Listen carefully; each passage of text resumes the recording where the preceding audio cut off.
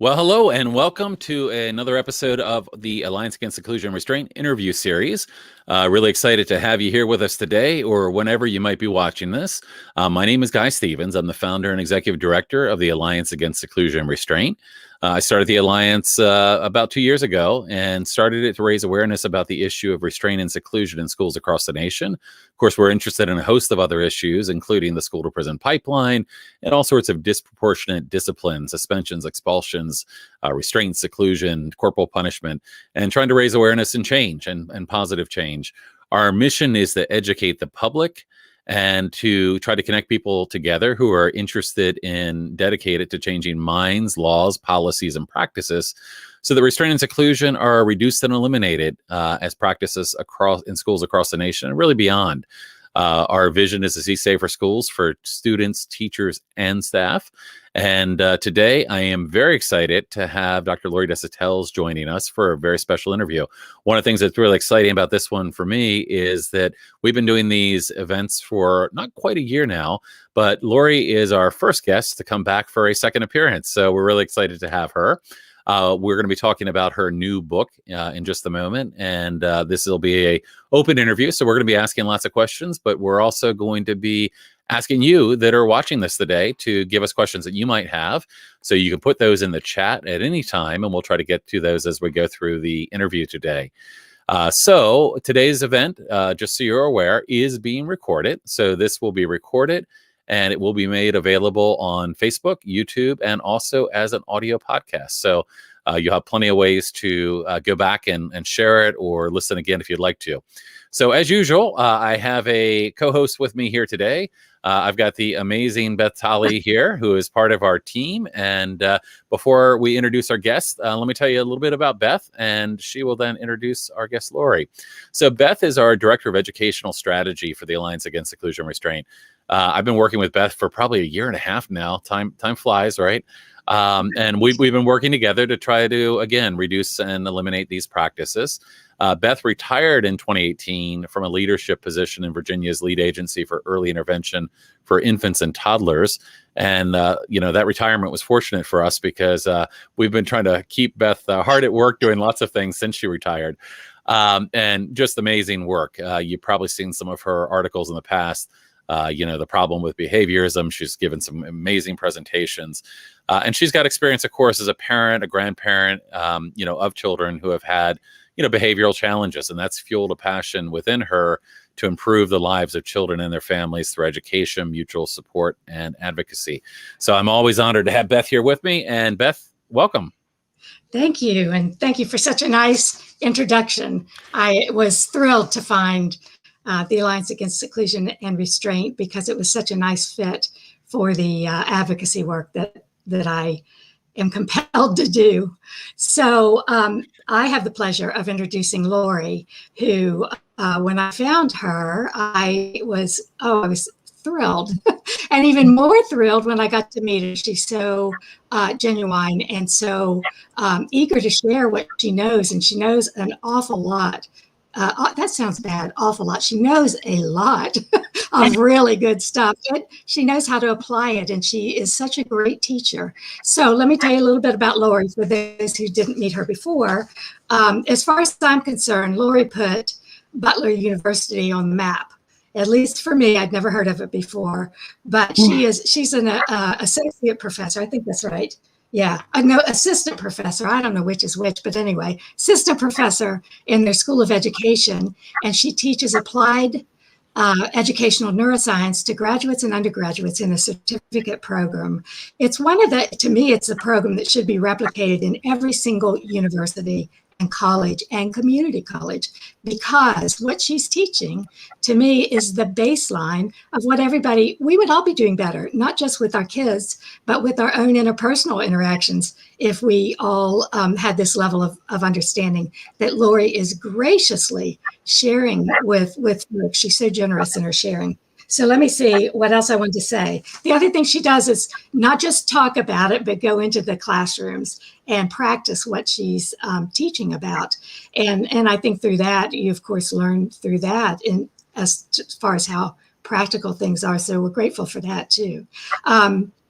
She has written several books, and the most recent one is what's going to be a main focus of today. And it's her, this is going to show up backwards.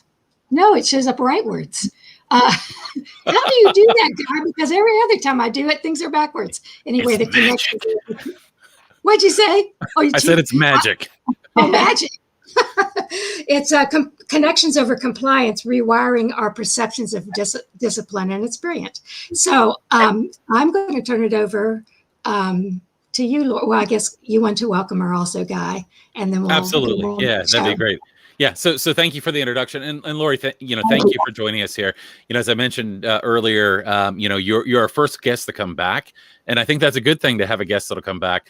But as Beth said, you are doing amazing work, and cannot ask to meet a kinder person that is really trying to make positive change. So we really appreciate the ability to work with you and spread the great things that you're doing. So thank you so much for joining us today, and welcome. Thank you, and both of you, for such a warm, inviting, and kind introduction. Just kind of balm to my soul as we begin today. So thank you. Absolutely. So we wanted to focus today on your new book and connections over compliance, rewiring our perceptions of discipline. And I've got to say, the moment I heard the title of the book, connections over compliance, it resonated with me so much, because I think, and Beth would agree, this is what we've been saying for so long, is the importance of relationships and the importance of connection. Yet we often live in a world that's very compliance based, and whether it's in the classrooms or in law enforcement, often these compliance based approaches have really bad outcomes, and for our kids and whatnot. So I wonder if you could begin by telling us a little bit about the book overall, about connections over compliance, and what you were looking to achieve when you set out to write that book. Well, it gives me tears, actually, to think about its origin. And I think, as you asked that to me this afternoon, I feel that we as a society and community and school districts, we are forgetting oftentimes that we're living systems, and that living systems thrive on connection. And when we are isolated and when we are secluded in our environments, then that wears and tears us down. Our autonomic nervous systems and just our brains and bodies are constantly communicating to one another. There's this beautiful bi-directional highway. And what I'm learning every day is that without that connection, that secure connection, we struggle. And I think this is why COVID has been so hard for so many people, with the physical isolation and with that, again, chronic unpredictability. But the book evolved from all of my years. And now I can say there are many, many years in education. As a former teacher, I taught children with the classification of emotionally disturbed, which I can't stand that. I mean, I don't like it. It's not accurate. These are kids who come and carry in pain into our schools and trauma. And I was a former school counselor, and then, a mom of 3. And our oldest son, out of the womb, struggled with significant anxiety and some behavioral challenges, just growing behavioral challenges. So I think I come today from an educator's perspective, but also a parent. So the book is really written from many hats. And that's why I'm so excited about it. I was writing it finishing the book during the beginning of this pandemic. So that was quite challenging. My publisher and I kept throwing it back and forth across the airwaves, because so much was happening as this pandemic unfolded, and I was completing the book. Mm-hmm, mm-hmm. So when I look at the book, and when I looked at all the work that you did, but the book pulls it in one place. When I first met you, it was just one of those, what do you call it? Things that happen happenstance.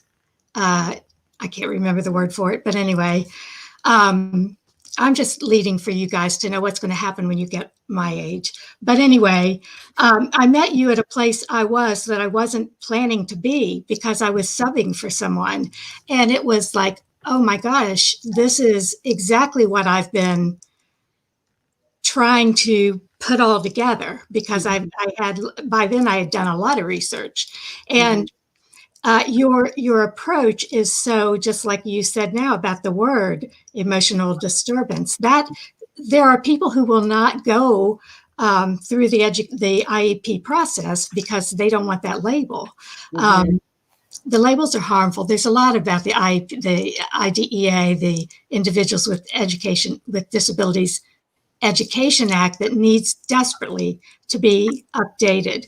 But in the face of it, you are working with what we have now. You are taking what we have now and you are showing us how you can help a whole class with ratcheting down their stress. Because one of the things that I learned from you and from Bruce Perry and from Steve Porges is that so many of these behaviors that have been labeled in ways that make them sound as though they're always intentional.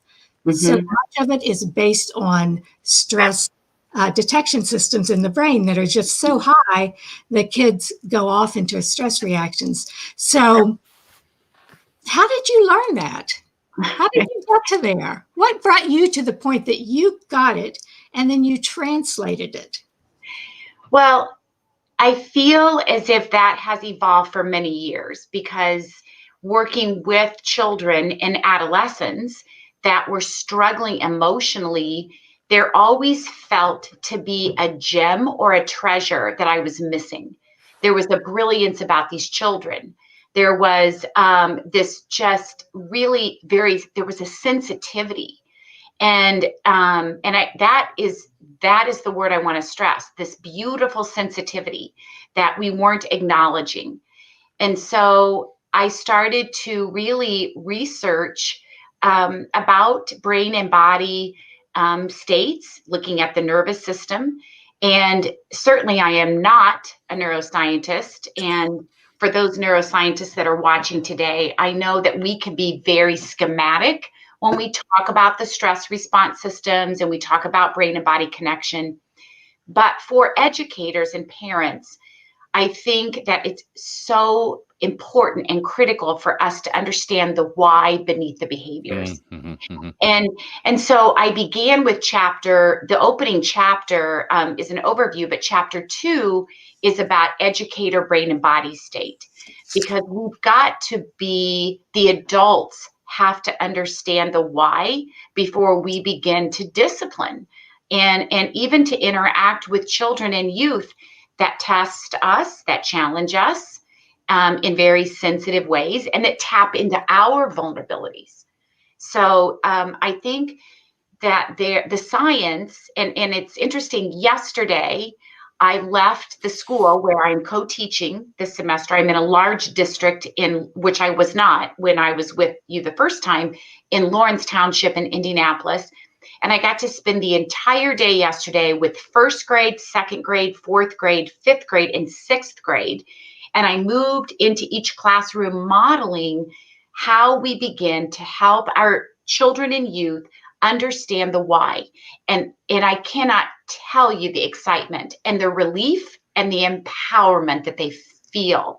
And I see it in real life, real time. In fact, right here at my desk, within an hour and a half after being with the first grade classes, they drew pictures of the brain. They drew pictures of me. They were asking about their hippocampus. These are 6-year-olds. They were asking about the amygdala. It was just, and it happens every time. That was not an anomaly. That's really great. There's so much you just said, and of course, Beth and I had this list of questions that we had scripted out to ask you, but as you talk, there's so many things that are coming to mind.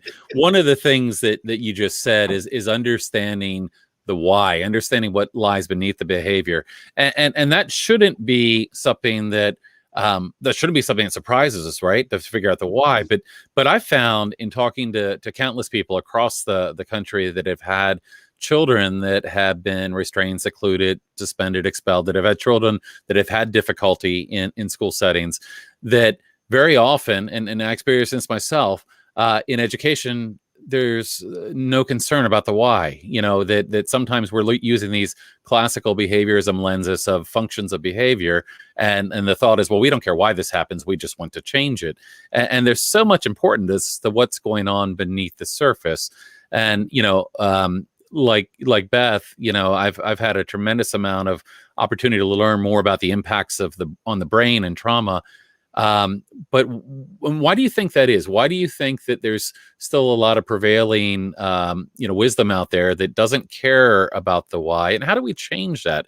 How do we get people to realize how important it is? Because, once you understand like the impact of trauma and how that affects the brain, you understand the error of some of the approaches that are commonly taken. So how do we begin to make that shift? Well, I don't know if there's one definitive answer, but I do believe this. I feel as if this pandemic has created conditions in adult brain and body state where the adults can begin to feel some of this trauma and adversity that many of our children are carrying in. So that, and I see it. I see my colleagues in a shutdown, immobilized, dissociative state. I see them in fight flight. And so when you can begin to understand what's happening in your own brain and body, that helps to, to create that empathy, for what some of our children and adolescents are carrying in. I also feel we have to begin, Guy and Beth, with the adults. When I can experience, and this is what I'm doing right now, when I can understand that, like, I can experience how 4 deep breaths change the way I feel, holding a hand warmer in my hand, touching my cheeks. And so I went to the restroom yesterday during the middle of this hectic day, and I remember lingering in there. And I'm aware now, and I ran my hands under warm water, and I was enjoying the sensation. I was rushed yesterday. I was breathless. I was working super hard. And I took that moment in the bathroom to just run my hands under that warm water. My point is this: when we as the adults begin to experience a sense of calm and understand how that feels in our bodies, then that has contagion for the children and adolescents that we sit beside. That's where we begin. Right. Because an escalated adult is not going to help de-escalate a child who's having a hard time. Absolutely not. Yeah. No, go ahead. It's one thing to say that, now it's becoming, for me, a cliche. A dysregulated adult cannot regulate a child. Okay, so cognitively, we get that. But do we get it experientially? In the heat of the moment, are we invested enough and committed enough to really create awareness in our own brains and bodies so that we can make a shift? And so the shift doesn't happen through language or words or thought. It happens through sensation. And yeah. I'm sorry. No, yeah, go, please. Well, what you're saying is, when I look at who it is that we need to convince that there are better ways than rewards and consequences or whatever, one of the things that I see in the instructions, I even see it, I'm reading more about it now, even with all this focus on social emotional skills, skills learning, skills training, is that there still has not permeated the leaders what they're putting out there about it's not all about what you can think and learn. It's not all about what you can teach. You can only teach if there's readiness in terms of brain and body state.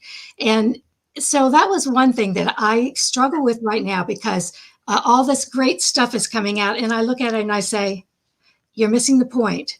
The kids aren't going to get anything out of that if they're not first, feeling safe and soothed and valued and so forth. The other thing before I go is that to me, I think the biggest thing I got as I was learning, and I started this path from two perspectives.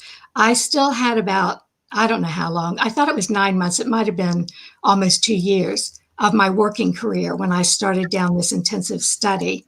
And I started it because of problems my granddaughter was having that were mirroring what my boys had had. And I went both routes. I went through looking at the academic information, the stuff that was out there for teachers, and stuff that was out there for parents. And the biggest take home was, you have to get hold of yourself. You have to recognize, you have to put a block between that, what happens, and your reaction so that you can respond instead of react. And it's not an easy thing to change so many years of experience, but it's remarkable what happens when you do that. Yeah, absolutely. And, you know, and the other thing that's really challenging is our educators right now are their to-do list and what they are having to contend with virtual and tracing and testing and hybrid and it, you know, it's a list that is overwhelming to the system, to the nervous system. And so one of the ways that we can really, when Guy asks, how do we begin to make this shift? Not only do we focus on the adult brain and body, but we create a regulated group of bodies in a building. Resmaa Menakem says in his book, My Grandmother's Hands, he talks about settled bodies and unsettled bodies. We know that in, you know, a school that has very unsettled adult bodies, there's going to be contagion in children. And so, you know, how can we build connection and relationship between the adults? One of the things that I've been thinking about is how important it is for a school to have an outreach template for the adults in the building, so that the first grade team, I shared this in an interview last night, a first grade team, you know, we do a survey and they say, okay, what are the needs? We put a survey out in our schools. What are your medical needs right now? What are your food needs right now? As the adults in the building, what are your safety needs that are not being met? You know, what are your food needs? Anything, kind of like a school's Angie's list, but created by educators for educators. Because when we feel felt, when human beings feel felt, then we begin to return, like, I love what Deb Dana says, who works with Dr. Stephen Porges. Deb says, our bodies and brains know how to get home. And that is what I want for our children and youth. I want adults to understand that it's not always our agenda, that we need to follow the child's agenda. And, you know, isn't it interesting that so many behavioral challenges are not only nervous system challenges and physiological challenges, but they start over a sandwich. They start over a cat. They start over an eraser. And that is where we can also begin to shift. Absolutely. Yeah. I mean, the power struggle dynamic is such a huge dynamic. I mean, I can look at the, you know, instances that happen with my son being restrained and secluded, and it's when a power struggle ensues. And, you know, you bring up such an important point about the regulated adult, because it's very easy to overlook that. As adults, you know, oftentimes we put way too much emphasis on what the child needs to do, how the child needs to comply, you know, what they need to do differently. And beyond that, there's little collaboration. And I mean, you know, I know we've talked about approaches where, you know, you put an emphasis on relationship and collaborating with kids. And I think amazing things happen when you build relationships. And that's why, you know, I look at probably the roots of your success and so many others. You know, Beth has heard me say this many times, but my 3 R's in education are relationship, because relationships, make us feel safe, make us feel seen, make us feel heard. And those are the prerequisites to being able to learn. So I think that's so critical. But, the work of people like Professor Andrew McDonnell, others that are focused on that idea of like, what can we do? How do we reflect on our own behavior? And I learned that as a parent myself. And I can tell you that I made mistakes before I learned that. Wait a minute. Are you still not making mistakes? I'm always making mistakes. Okay. If anybody knows that, it's probably. I just want to check in. But you can reflect and realize the things that you've done in the past that haven't worked. But sometimes we find that in systems and education, some of these things continue to be perpetuated as part of the culture, and it's about compliance. It's about we're going to suspend away this problem or expel away this problem, right, or restrain and seclude. So that shift is so important, and I love what you say about that. You made a point in the book, I remember, that really stuck out to me, and I think you made it a couple times. But you made the point about how we all do our best work for the people we like, and that the importance of that relationship. So I'd love to hear more from you on that in terms of like building those relationships as an educator that's been doing this. What to you has been key to help you make that shift from putting a label on a kid as a bad kid or a behavior kid or whatever it may be, to realizing the special things that a child might bring in building those relationships. What helped you to build relationships with students that you've had over the years? Well, I think that's why I'm still in the classroom, because if I were not in the classroom, I would have very little to say to anybody today. I've got to experience it myself. And I did as a young teacher, as a school counselor, but I think that, we know that kids in stress are hyper vigilant in how they read adults. I have seen that a million times, and I see it with my own son today.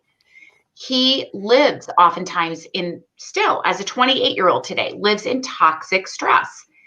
And he will say, "Mom, what's wrong? What's wrong?" And I'll say, and he'll hear my tone over the phone, or he will watch my face or the way I posture or the way I gesture. So the reason that I'm bringing that up is when we think about the power of relationships, again, it goes back to a check-in, with me. I am being read accurately by the kids who are challenging me the most. Wow. And it's really interesting, because we do want, just like in every area of our life, we want the medicine to make us well. We want the quick fix. We want the solution. And to linger in process is very hard for us as human beings. The process is hard. We want something definitive. And that is why I feel our discipline protocols and policies are beginning to shift, because we are seeing the data. If a district looks at their data, as I said, I think in our first interview, we don't see a whole new group of kids every week having office referrals, in school suspensions, out of school suspensions. These are the same children. These are the same youth. And we do get compliance for a little bit, right, but we're not getting that sustainable change. And Rita Pearson was the person who said, we work for people we like. And that's one of my, she said, we'll even do crazy things like algebra problems for people that we like, we'll do it.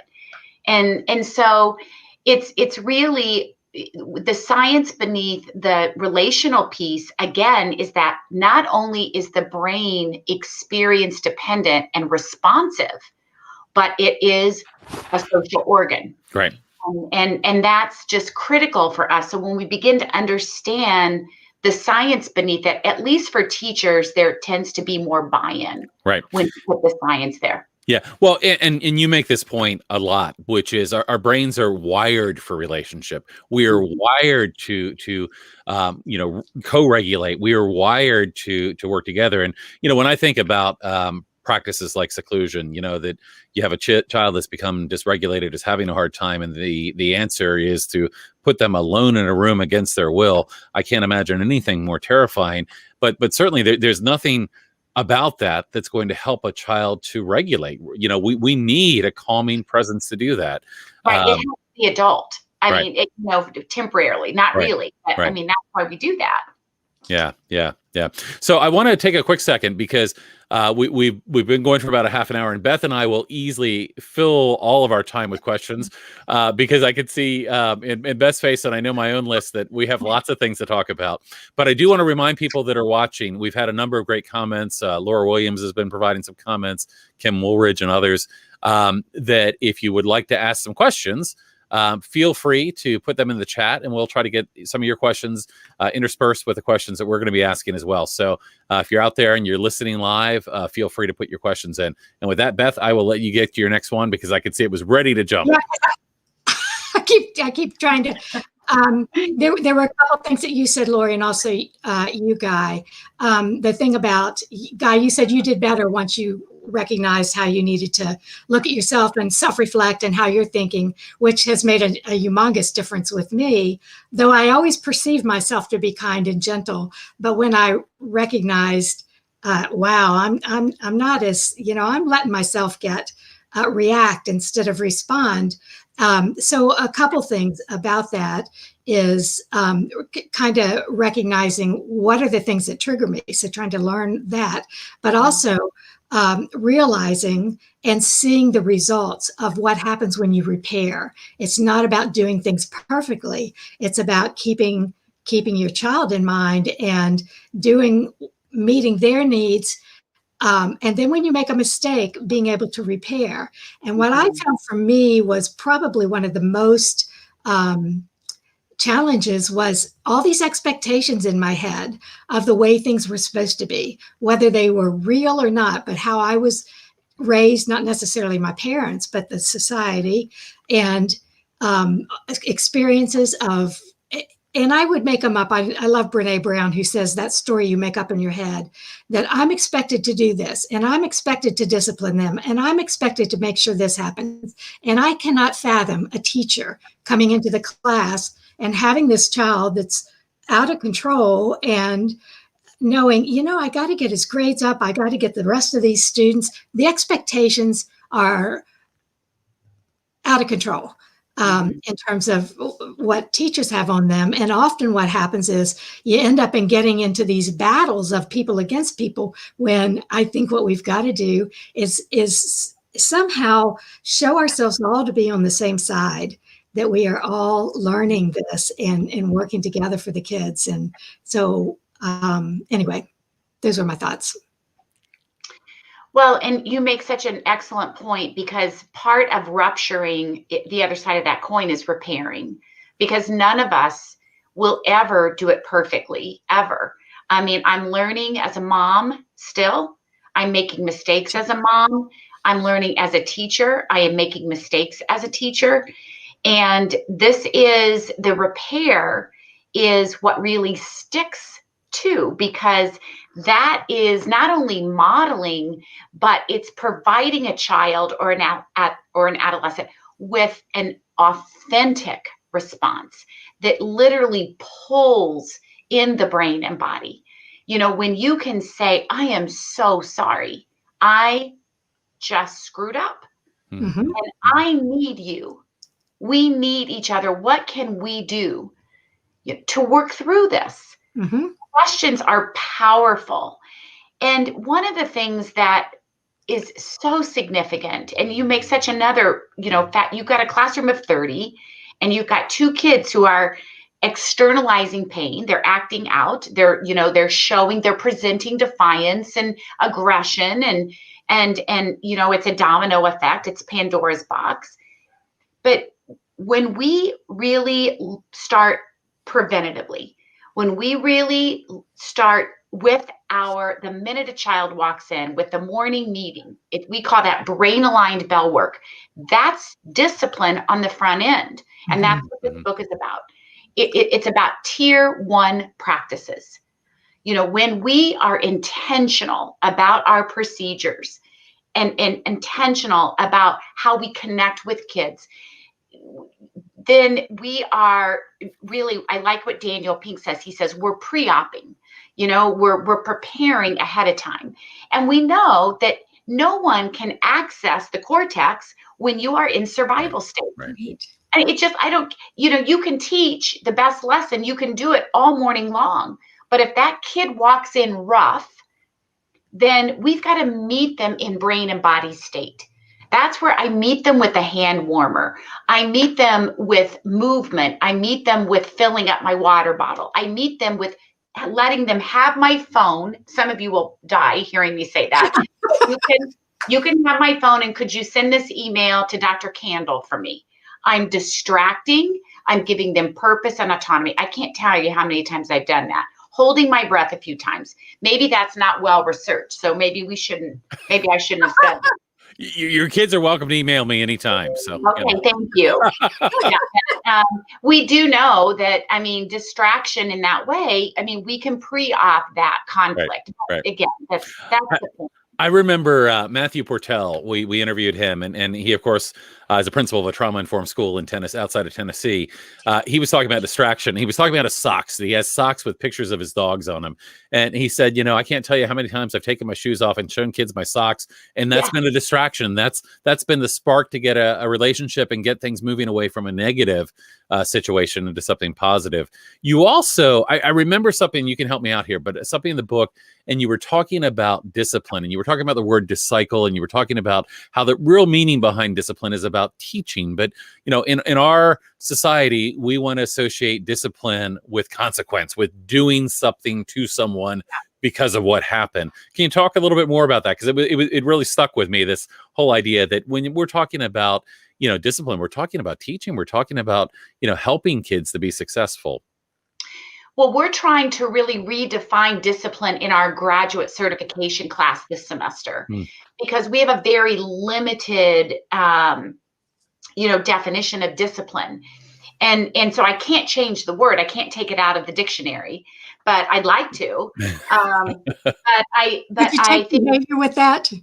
Yes. Behavior. Maybe we can find some Reddit users that can help us do that. I hear they're doing amazing things. Yeah. Okay, sorry to interrupt you, but I just so identify with that. So I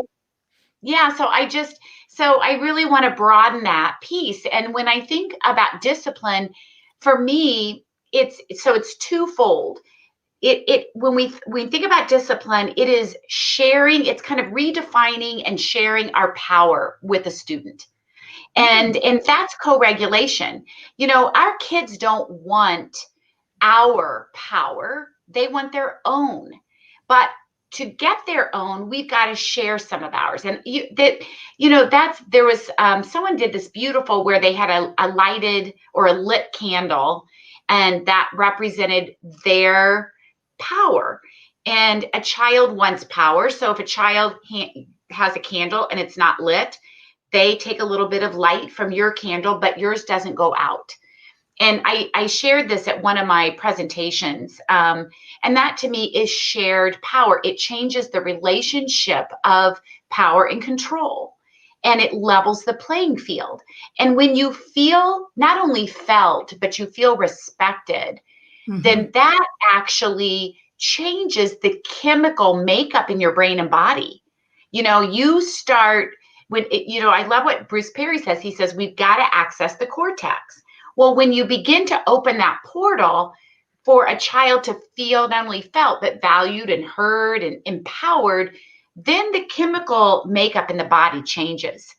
And, then we switch from cortisol and adrenaline secretion to some dopamine, some oxytocin, some of those neurochemicals that activate our ability to problem solve and to emotionally regulate and to have sustained attention and strong memory. That is what creates learning. So I think when in most schools, and this is not going to happen overnight, and in our homes, I parented very traditionally, but I think we've got to look at co-regulation as the middle backup system, which I talk about in the book. This is at the heart of building connection and always focusing on the brain and body connection. Mm. Because what most of us don't understand is that we hold pain, and and I don't like the word behaviors, but we hold pain in our bodies. Mm-hmm. And so there's that quote, and I share this: if you want to know which way the wind is blowing, look at the sand. And if you want to know how a child is feeling, look at their body. And so when we really start to pay attention to that, then we can begin to create that emotionally available sanctuary of a space where we can create safety and connection with that child. And that's at the heart of discipline. And that doesn't happen when a kid is saying, fuck you, and running out of the room. That happens in our procedures and our routines. It becomes that's on the front end. Yeah, that's really insightful, and I agree with you. I mean, if we can change the way we look at discipline, I think that's really helpful. We promised to get some questions and comments. So Beth, before we get to your next one, let me just bring up a couple things that we've gotten here.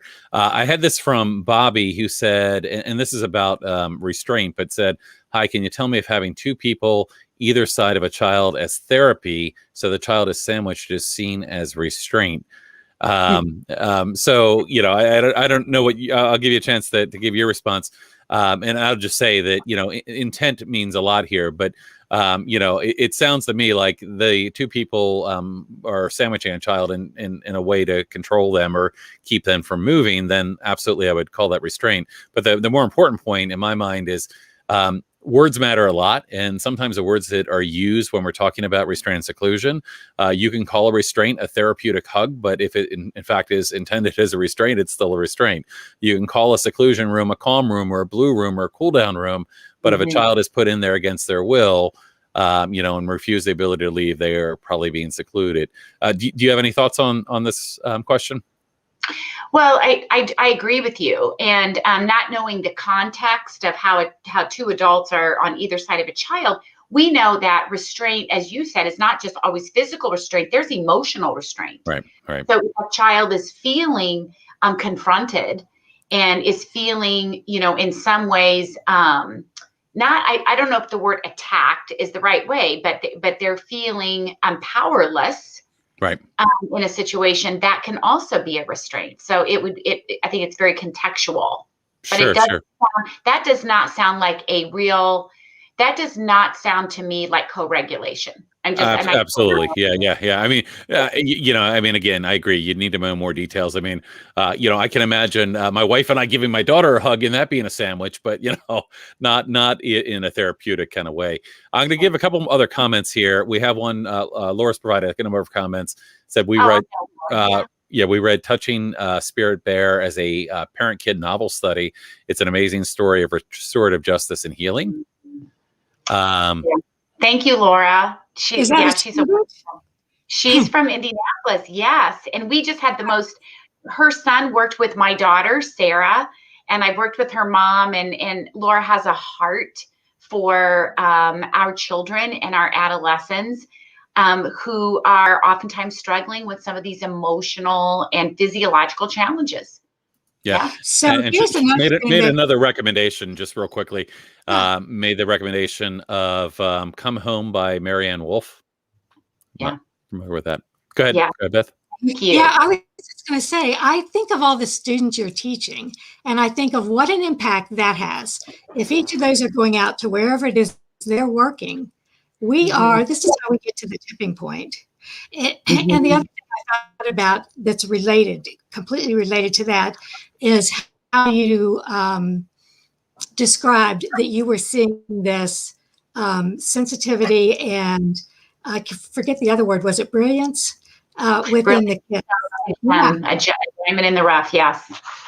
Mm-hmm. Yeah, and I think about that with autism, where parents are conditioned to think that, oh, your kid's got this awful disorder and you can expect this and that or whatever, or to think of it in terms of, oh my gosh, this child is going to do great things. They think so differently than we do. Think of what you can learn from them. And I think there's so much to how we are looking at people who are different from us, and how if we go with a mindset of, let's find the brilliance. Everybody's got brilliance. We just have to, some packages are harder to unwrap than others.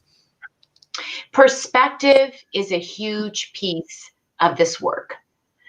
And when I talk about perspective, it encompasses, I look at individual perspective, and then I look at, collective perspective.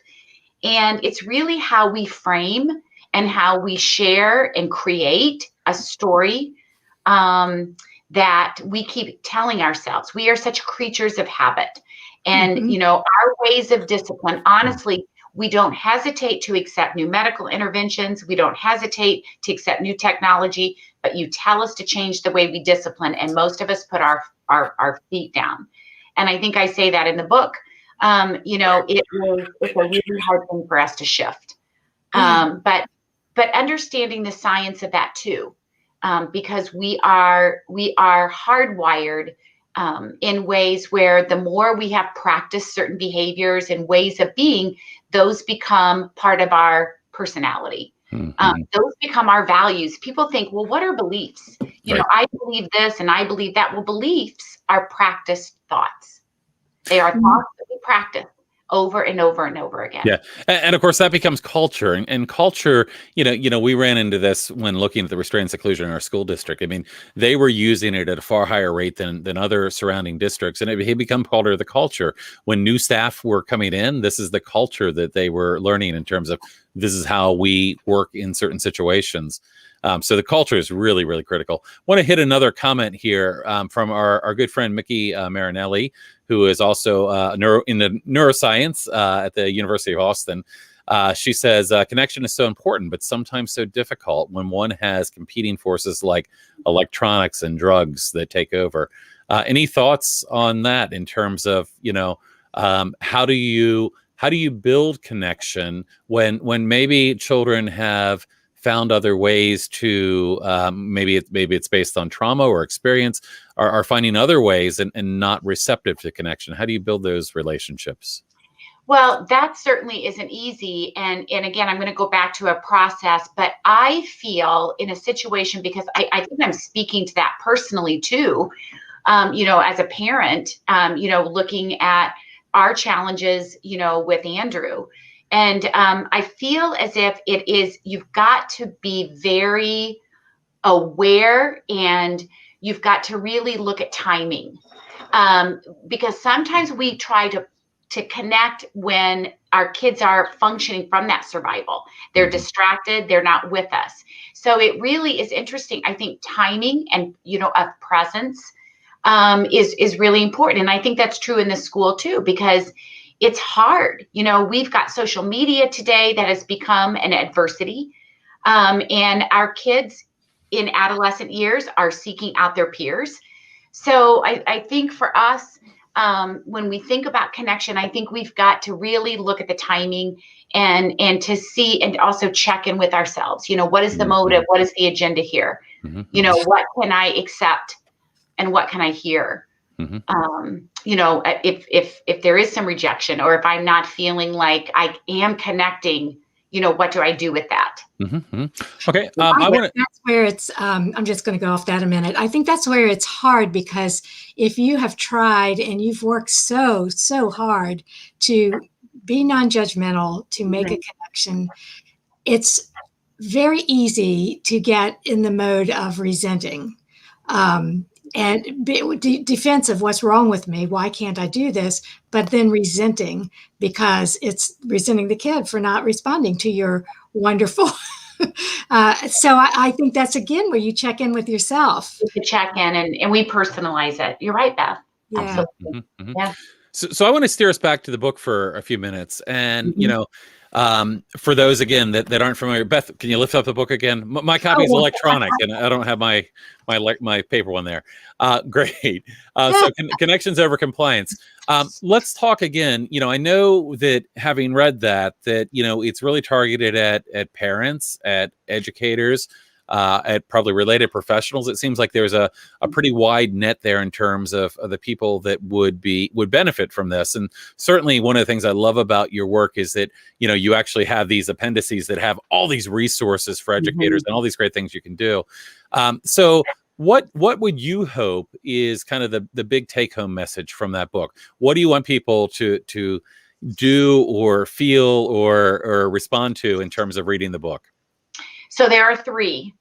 The very first one, so three big takeaways. The very first one is to begin to understand the science. I think that is critical. And I've seen this really have it has a positive impact on families. It has a positive impact on educators, but more than that, it has a positive impact on kids. So I'm looking at how we have traditionally pathologized anxiety, depression, the classification of emotionally disturbed, autism, autism spectrum disorder, attention deficit hyperactivity. We are so quick not only to label and classify, but we pathologize those. And so what I hope from this book is that we begin to understand that through these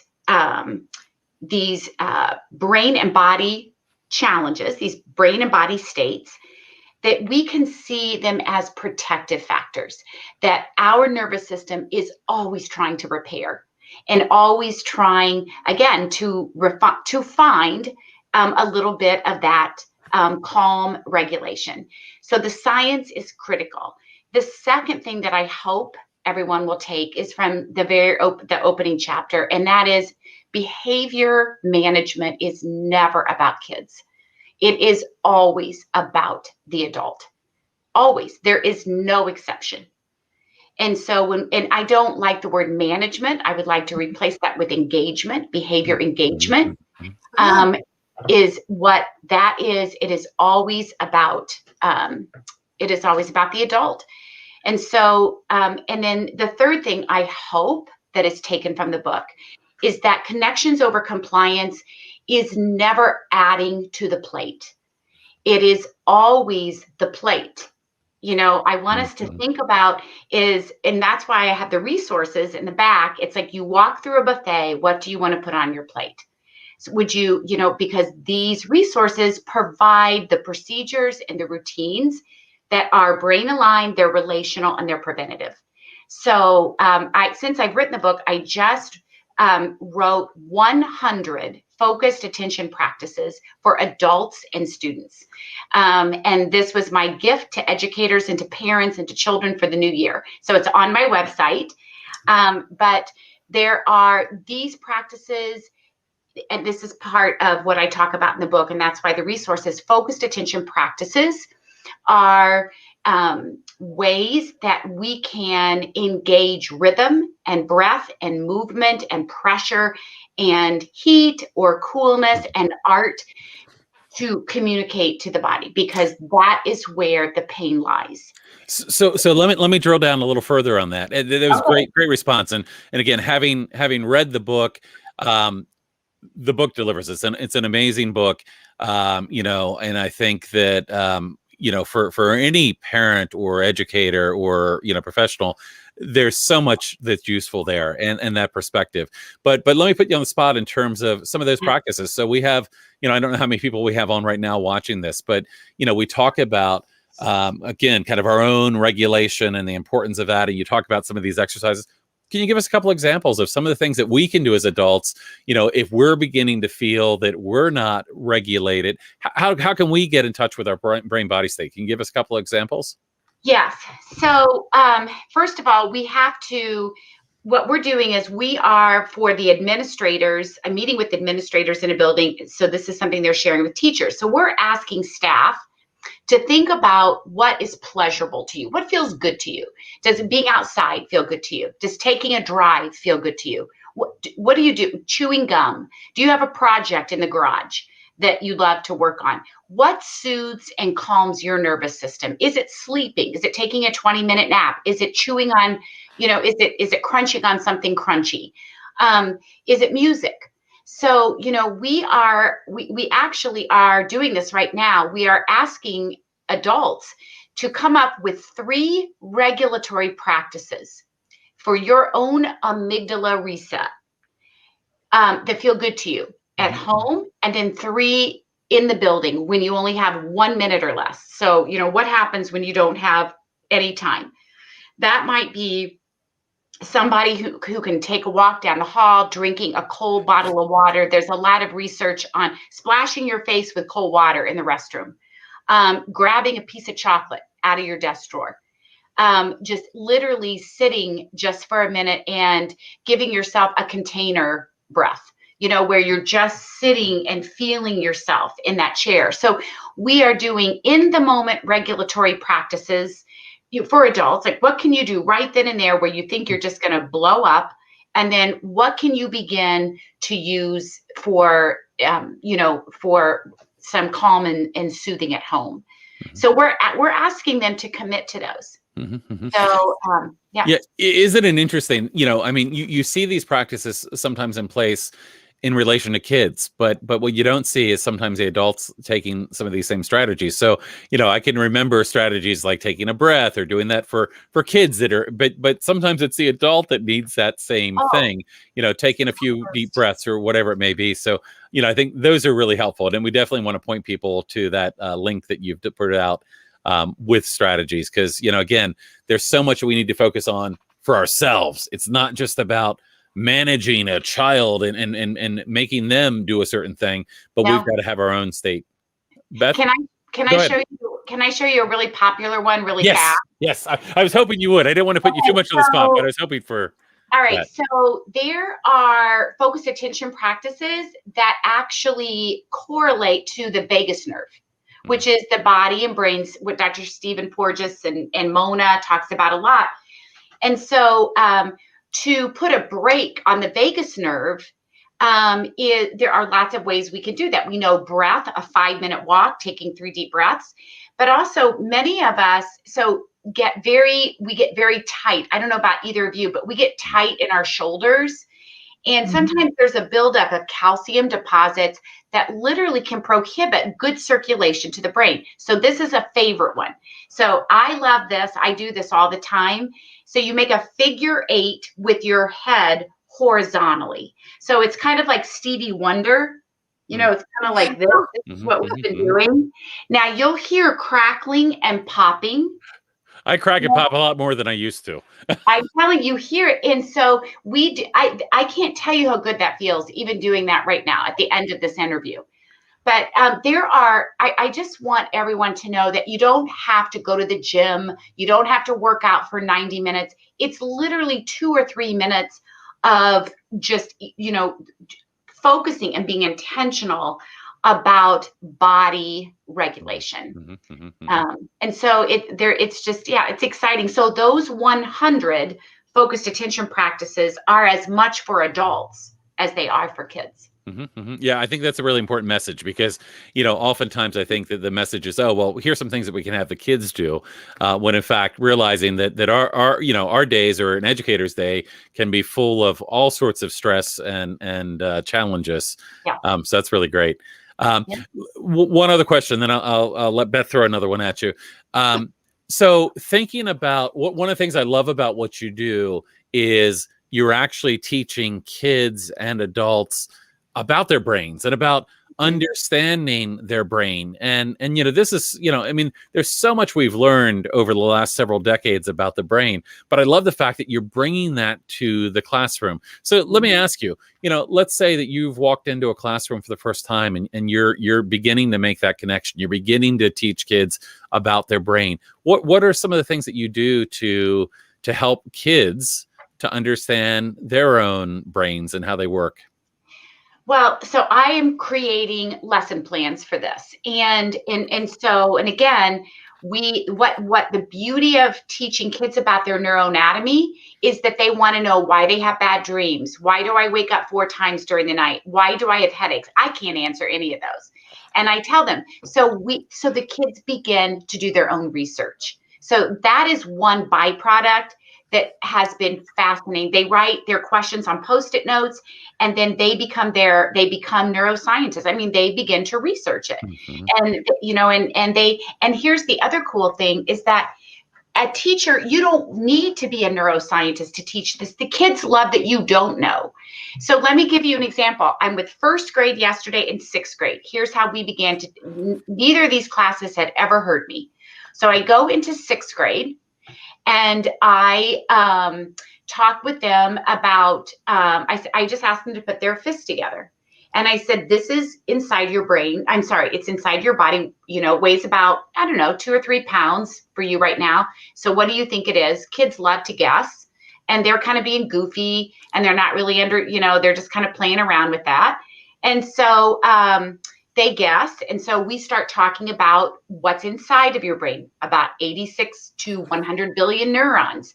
And then I pulled up Kobe Bryant, because for sixth grade, that's very powerful. And his death was a year and 2 days ago. Mm. And so he did a lot of mindful work. He did some short documentaries. So for a buy-in for middle school, they watched him yesterday for about 3 minutes talk about how breathing anchors him and it gets him out in front of his day, and they got it. So I'm just giving you a really specific example. So we talk a little bit about that.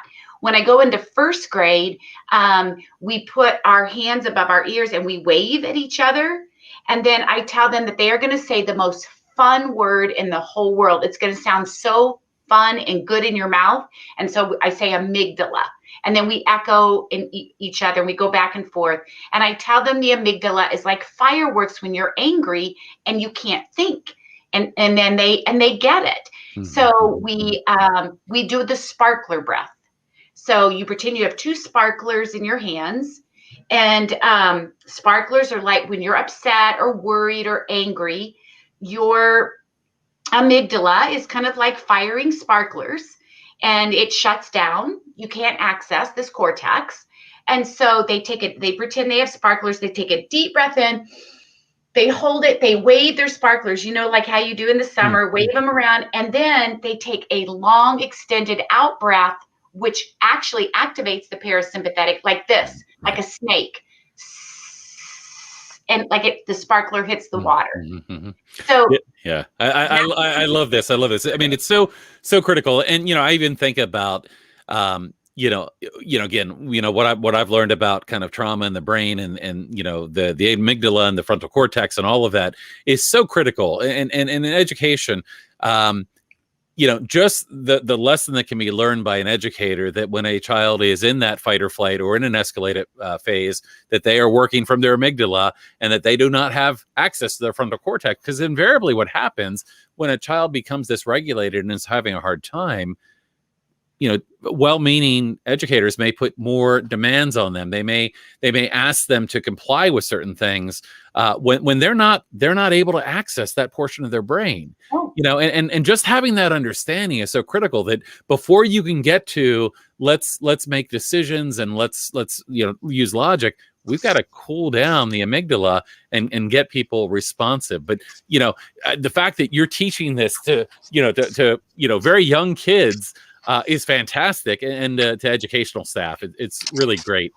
Well, thank you, Guy. And I do want to say that the biggest challenge in our schools, and I think this is true at home too, but collectively in our schools, is that we are trying to use logic and consequences and rewards and stickers when the adult and the child are in that limbic region of the brain. Mm-hmm. And we don't respond to words and language and logic and rewards and stickers, because we lose our sense of time, our mental capacity shifts, and our emotions override logic. So when I share that with schools and districts, that is impactful, because none of us wake up every morning and we don't want to go to war with kids. We get unintentionally in that power struggle. We step into the conflict cycle and we don't mean to, but when it happens, it can be devastating, Mhm. and it grows out of control, and no one feels good afterwards. Mhm. Mhm. So yeah. Yeah. So I want to let people know that, we've got probably about 10 or 15 more minutes. So if you have additional questions you would like to ask, feel free to put those in the chat. So I just wanted to make a quick call out to people that might have questions. Beth?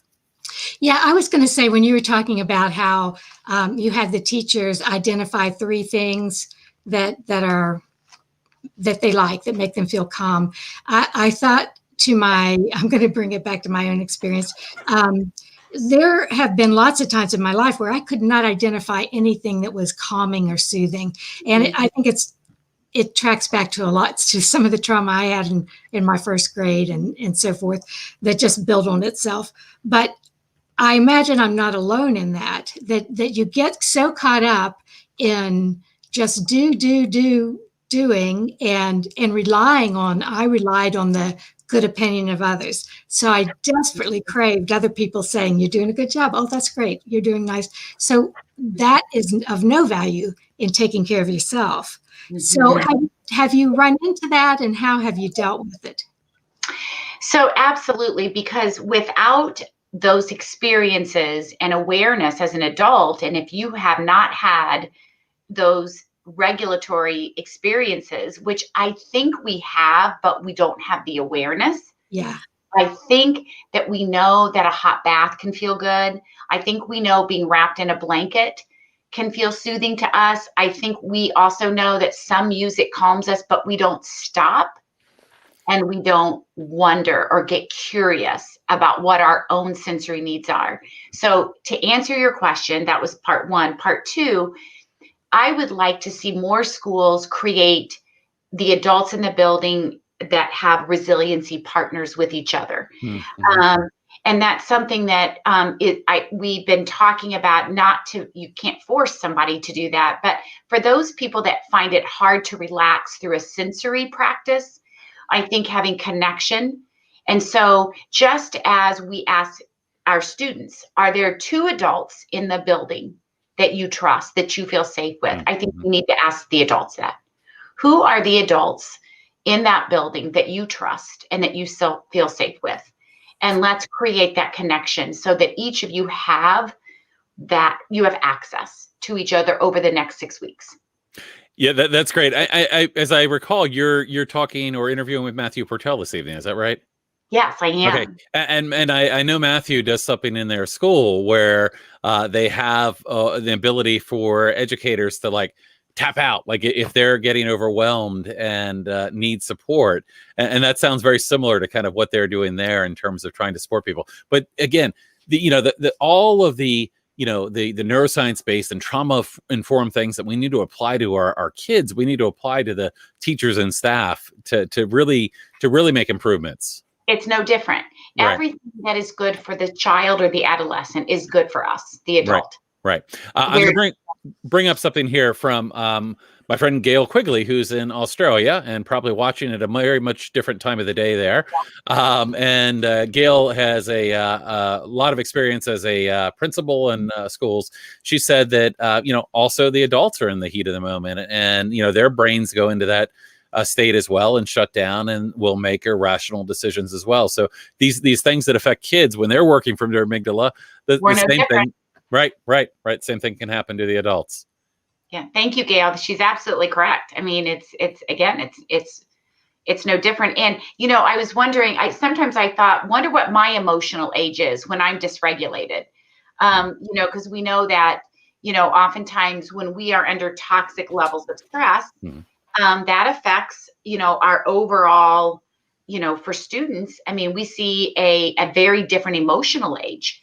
And, you might see this big, tall, bearded 14-year-old who is carrying in significant adversity, but you might see, that those behaviors that you're seeing that he's presenting with, they look more like 8 years old, 7 years old, especially in a survival state. And one of the things that's so beautiful about this approach is what would be said, and what is said all the time to kids is, act your age. Why you're acting like a baby? Mhm. So much shame is layered in with the traditional kinds of discipline. And that's what I like about what you do, is that it's so compassionate for wherever you are. It's compassionate for the adults. It's compassionate for the kids. Mhm. And one thing I was going to ask you is, have you had any opportunity to share this with mental health professionals other than this, well, in the schools and also in general, and pediatricians? Well, not as much as I would love, but yes. So we do. I've had several groups of, mental health practitioners in the community reach out. And so I would love to do more of that. I've never met her in person because we met during COVID. She lives on the East Coast. She's a pediatrician. And I think she's in Maine or Massachusetts. But Gretchen is doing a lot of work with being trauma responsive with parents in her practice. And so she's being very collaborative. And we had a really nice talk several months ago. And I hope to connect with her more in the future, because I think it's really going to be important for all of us, to really create those bridges of community, as we move through this, because this pandemic is going to leave some significant generational adversity and trauma. And this is not going to go away just because the pandemic is over. And again, knowing that on the front end and understanding the impact of that, I think we'll be better prepared. So I want to piggyback on that a little bit. So, of course, we've got your book out there, which is an amazing resource for people. As you probably are aware, because I know we're collaborating on some of this. Our concern at the Alliance is we want to see safer schools for the students, the teachers, and the staff. We want better environments for everybody. So, in our organization, we are supportive of families, of self-advocates, of educators, of administrators. We want to see improvement for everybody. So aside from your book, of course, I know that you offer a program, a graduate certificate program on neuroscience for educators. Can you tell us more about that program? And, we have educators in our audience and people that I would love to encourage to do that. I think I've told you before, at some point when I have time, I would love to go through that certificate program as well. But tell us more about what you're doing there and, how people can learn more if they're interested. So thank you, Guy, for sharing that. And this is just grown beyond my wildest dreams. And we are in cohort, oh my gosh, I think 5 right now. I'm 5 or 6. And we are offering this now hybrid so that people from around the world can take this certification. It changes you personally and it changes you professionally. That is why I love this framework of applied educational neuroscience. It's built on 4 pillars, and it's about how I parent. It's about how I partner in a relationship. It's about how I teach. It's about how I lead. It's about how I live life. So the certification are 9 graduate hours, and we take everybody in a cohort through a 10-month period. We are learning just exponentially. I don't think that every year it changes. So I invite the alums who have graduated to come back, because the science is growing and the application of the science is growing. So it really is for parents, for educators. We have administrators, we have business people in the business community, we have mental health practitioners. We had a pediatrician. I mean, we have a variety of people that have taken this and are taking the certification right now. So it really is. Oh, I have in my final semester. Oh, there's Amy, and she is in her practicum right now. So thank you, Amy, for attesting to this. Yeah, and I'm learning, which is just, every week I'm saying to them, oh my gosh, this was not on the agenda, but this is we've got to talk about this. That's great. That's great. Yeah. I love just the idea of applied educational neuroscience. Of course, Beth has done a tremendous amount of research, and we were talking earlier about, kind of all this coming together in terms of, better approaches and some of the solutions here to some of these problems.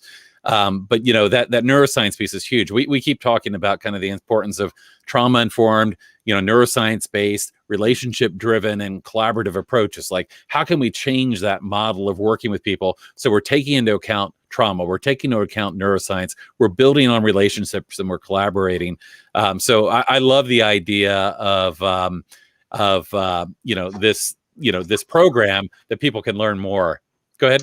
I just got a brilliant idea.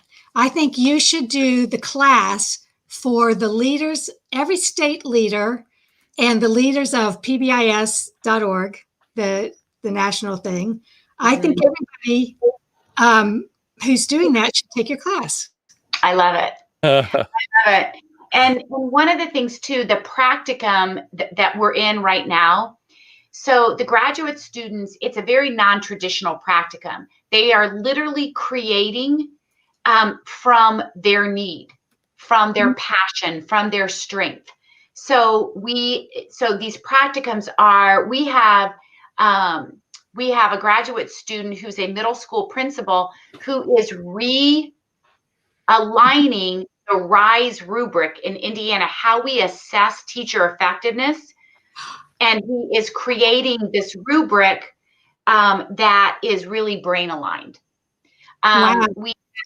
We have special education directors and teachers that are redoing BIPs and functional behavioral analysis so that they are brain aligned. I would love to see some examples of those that we might be able to share with people in the community, because there's a lot of concern, at least from people that I talk to myself, about some of the behavior assessments and BIPs that get put out there that clearly aren't brain aligned. They're very behaviorism driven. So if you can help facilitate any of those, we'd love to see them and share them with folks as well.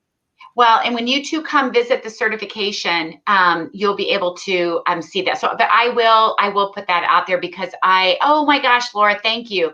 There's the link for this certification at Butler. So please, and then everyone can email me, and please connect with me through social media too. You can find me at Butler University, and please email me my Butler. I guess we could put it in the chat, right? Sure, absolutely. So, and you have another website as well, correct? Yeah. And would that be a good place to point people?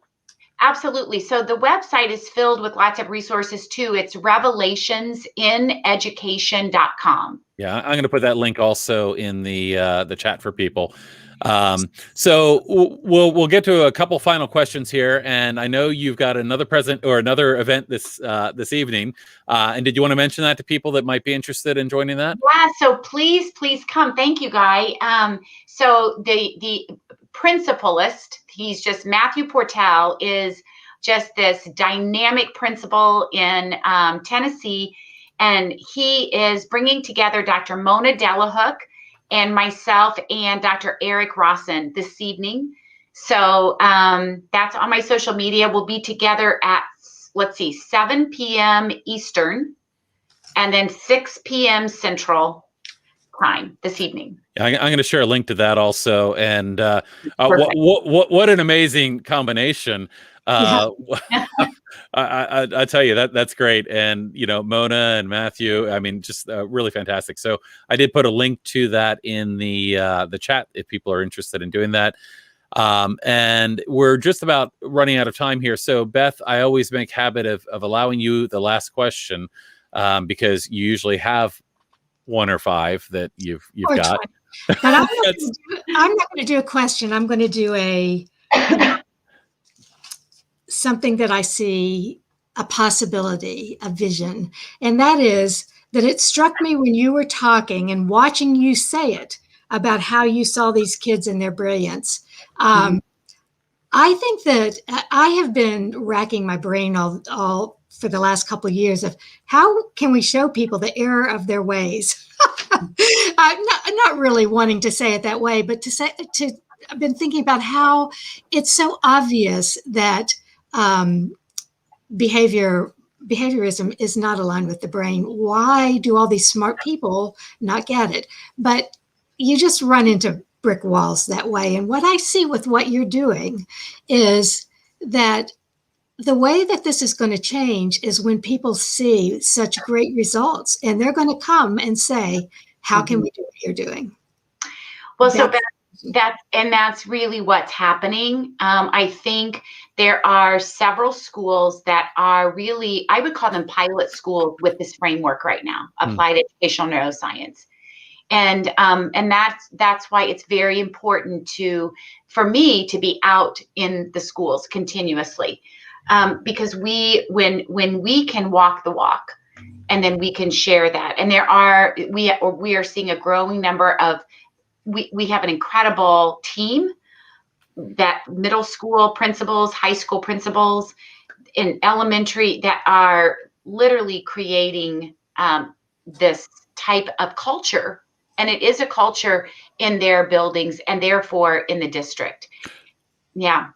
You mentioned pilot program, and one of the things that comes to mind here is that may be helpful is are they doing any kind of data collection around these pilot programs? Because what would be really interesting is to see programs that are put in place and see what are the positive outcomes that we get from this that can be quantified, because that's one of the things that we run into is people want practices that they know can be quantified. And I'm sure our friend Mickey Marinelli would love to see data. She's doing some research on data for other ways of handling situations. Is that anything that's being focused on now, or is there potential of getting some data out of? So we are collecting data, and the data that we're looking at right now is really the discipline data. Mm-hmm. And also some of the anecdotal data, looking at some surveys from the kids, surveys from educators. So we're just starting, but we're seeing gaps. And as my friend and colleague, Michael McKnight, always says this, he says, gaps are good. And when you see those gaps, you can really then look at some of the patterns and begin to break open some of those. So this is a brand new discipline. Mm-hmm. So the data is, we've got a school in Fort Wayne that's looking at data, but really the discipline data, the number of kickouts, the number of suspensions, the number of referrals, we're looking at those. We're looking at engagement. And so that's where, I would love just to have my own data person, because it's just, I would love to have that funding to say, okay, let's just go into these schools and let's just dig in. Yeah. So I've got one more from the audience here, again from Gail in Australia. She said, I'd love to link with you, Lori. I'm doing my doctorate research on the intersection between complex trauma and the invisible disabilities. And I know she's working with a leading expert on trauma in Australia. So, maybe, Lori, if we work this right, we can get Gail to invite us out to Australia to talk to her. Yeah. I lived in Australia when I was a kid for about a year, and I haven't been back since. So, Gail, we'd love to come visit you. Sure. Absolutely. Hey, listen, this has been really, really fantastic. We're huge fans of the work that you're doing, and there's so much impact. I mean, this is the future, being mindful of neuroscience, being mindful of our brains, moving past the practices that we've used, not only as parents, but as educators, because we know better. And if we know better, we need to do better. And your work is so inspiring. And, as Beth pointed out, you're one of the kindest and most caring individuals. Really appreciate all you've been doing in this space and all the support you've been giving to educators out there. And thank you so much for joining us today. Oh, Guy, thank you so much. And Beth, thank you. And just thank you for the opportunity to continue to seed and share this work. It's fantastic. Well, I'm going to make a couple announcements, but before I do, I just want to thank Beth as well for joining us today. It's always a pleasure to do these events with you. And I'll look forward to our next one, which I'm going to talk about in a second. And actually, tell you what, I'm going to go ahead and talk about the next segment or our next one, because you're going to both be interested in this. And that is, we're going to be meeting with Dr. Stephen Porges. So he's going to be on the show talking about the autonomic physiology, and we're going to talk about the polyvagal theory. This is work that underlies the work that you're doing and people like Mona Della-Hook. So we've got another great event in 2 weeks planned. So maybe you can join us or watch that after the fact. So anyway, I'll just go ahead and thank you all from here, and we will see everybody that's been watching next time. So thanks for joining us. Thank you all so much. Thank you. Take care. Bye-bye. Bye-bye. Bye.